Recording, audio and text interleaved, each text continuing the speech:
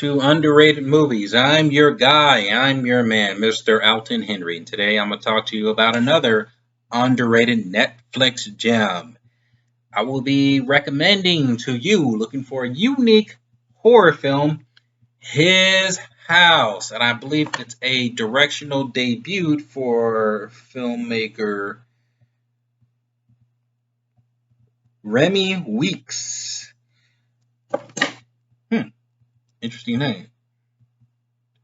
I think this is a British film,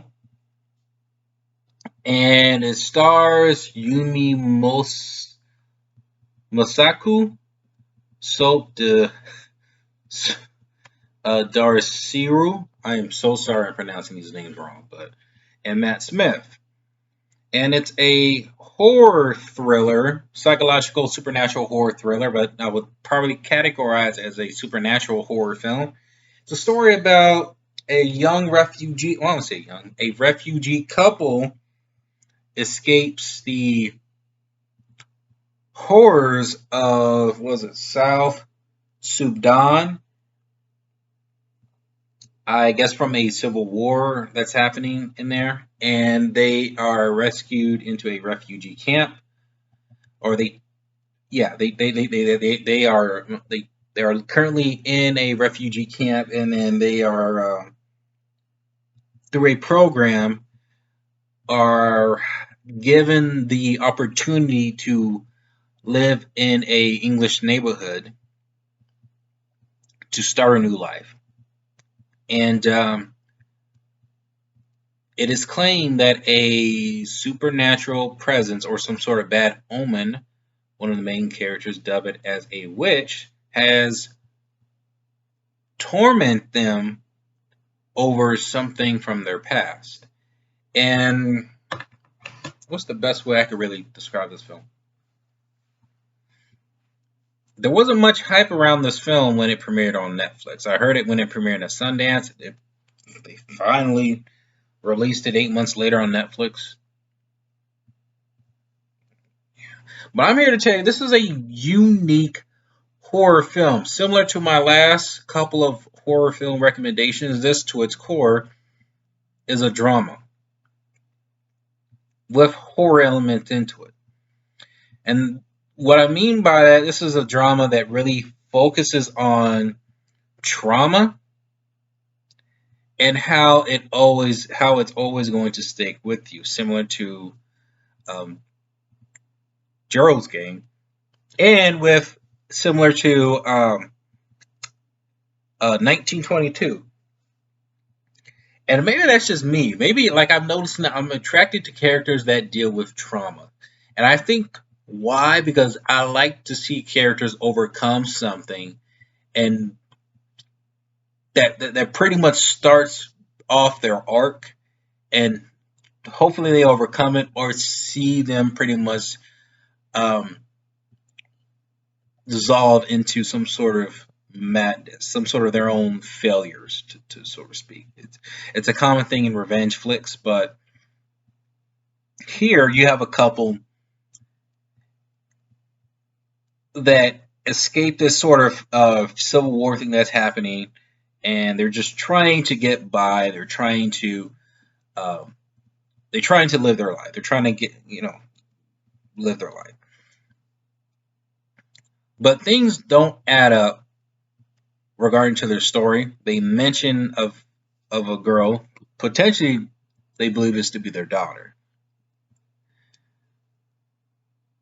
But the more I feel like the characters try to run away from the past, most particularly the husband, he becomes quite fearful of what they left behind. The wife is not. She's come to regret, and you see that regretfulness, that resentfulness, and then where certain things kind of start to happen in this film, you notice some of their reactions, especially with the with the wife. Her reaction to some of these supernatural presence that happen around the house, she seems to be more welcoming it than the husband, and the husband is trying to shoot to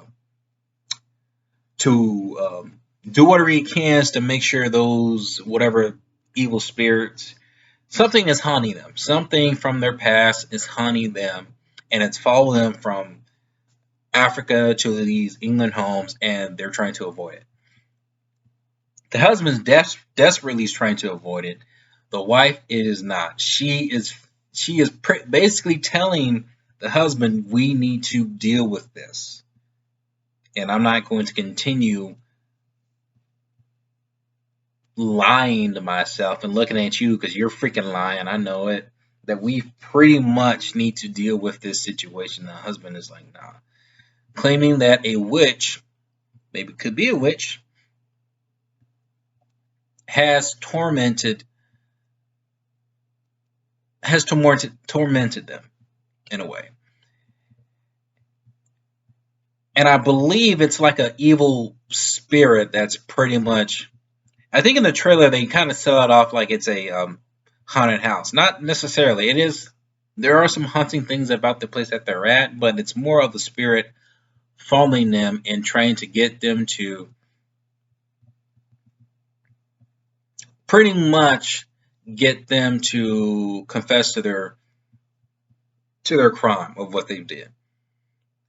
And in the sense they how they make these characters, they're innocent people. They just are in a bad situation, and when survival instincts kind of went in, they made a wrong choice to ensure their survival, but it still had a very unfortunate lasting consequence later on in the film when it further explores these characters' backstory.